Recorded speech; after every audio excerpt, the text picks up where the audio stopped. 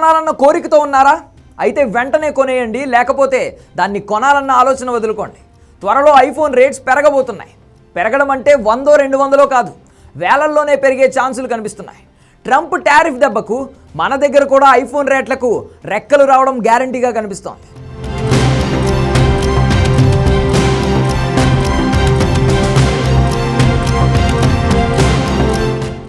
American brand Apple అమెరికన్లకు దూరం కానుంది.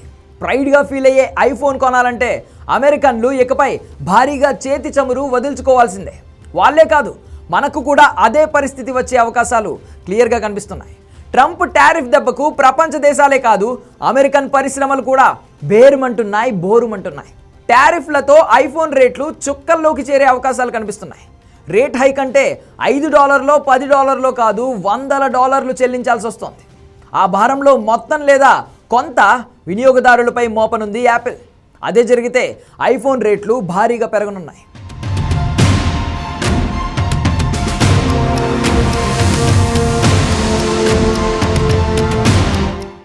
అంతొద్దురా నాయనా అని ఎంత మొత్తుకున్నా ట్రంప్ ఏమాత్రం తగ్గలేదు. పలు దేశాలపై టారిఫ్లు వేసేసి చంకలు గుద్దుకున్నారు. టారిఫ్లు పెంచిన దేశాలు కాళ్ళ బేరానికి వస్తాయనుకుని చెప్పుకున్నారు. ఆ దేశాల సంగతేమో కానీ అమెరికన్ కంపెనీలకు మాత్రం ట్రంప్ దెబ్బకు చుక్కలు కనిపిస్తున్నాయి. 1 కాదు 2 కాదు, చాలా కంపెనీలది ఇదే బాధ. ఖర్చులు కలిసి వస్తాయని చైనా, తైవాన్ వంటి దేశాల్లో మ్యానుఫ్యాక్చరింగ్ ఏర్పాటు చేసుకున్న అమెరికన్ కంపెనీలు ఇప్పుడు కుయ్యో మొర్రో అంటున్నాయి. ముఖ్యంగా యాపిల్, HP వంటి సంస్థలు మింగలేక కక్కలేక తంటాలు పడుతున్నాయి. యాపిల్నే తీసుకుంటే ట్రంప్ టారిఫ్ ఎఫెక్ట్ దాదాపు $40 బిలియన్ ఉంది. మన కరెన్సీలో చెప్పాలంటే 3,40,000 కోట్ల భారం అన్నమాట. అంత మొత్తాన్ని కంపెనీ భరించలేదు. అలాగని మొత్తాన్ని వినియోగదారులకు ట్రాన్స్ఫర్ చేసి మొత్తానికే ముప్పు తెచ్చుకోదు. దీంతో ఏం చేయాలో తెలియక తలపట్టుకుంది.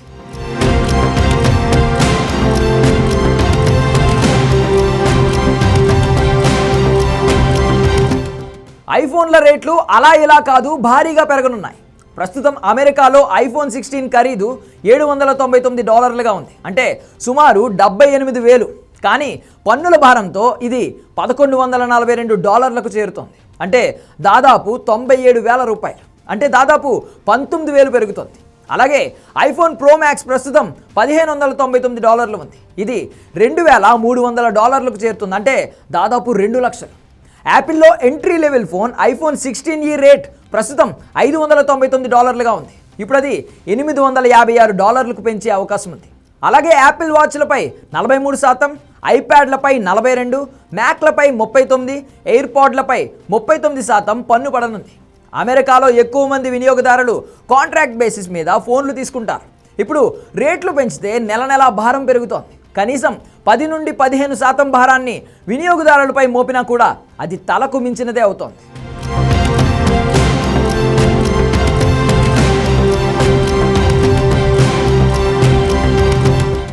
యాపిల్ ఐఫోన్స్ ప్రస్తుతం ఎక్కువగా చైనాలో తయారవుతున్నాయి.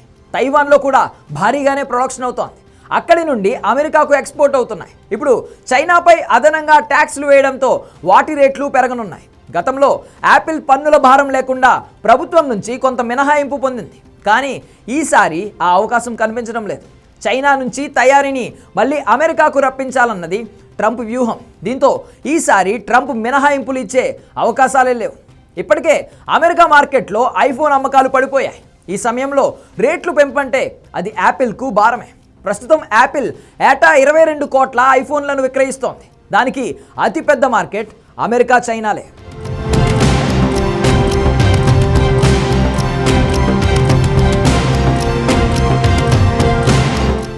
సరే, ట్రంప్ చైనాపై పన్నులు బాధేశాడు. మన దేశంలో ఉత్పత్తి అయినవో లేక చైనా నుండి వచ్చిన ఐఫోన్లో మనం కొంటాం కదా, మధ్యలో మనకెందుకు రేట్లు పెరుగుతాయన్న ప్రశ్న కొందరిలో ఉంది. అది నిజమే. కానీ అమెరికన్ మార్కెట్లలో భారీగా రేట్లు పెంచి మన దగ్గర పెంచకపోతే బ్యాలెన్స్ అవ్వదు. కాబట్టి యాపిల్ కొంత భారాన్ని మనపైన కూడా మోపుతోంది. అంటే ఎంతో కొంత మనల్ని బాధేసి అమెరికన్లకు కాస్త ఊరట కలిగిస్తోంది. కాబట్టి మన దగ్గర కూడా భారీగానే రేట్లు పెరగొచ్చని విశ్లేషకులు అంచనా వేస్తున్నారు.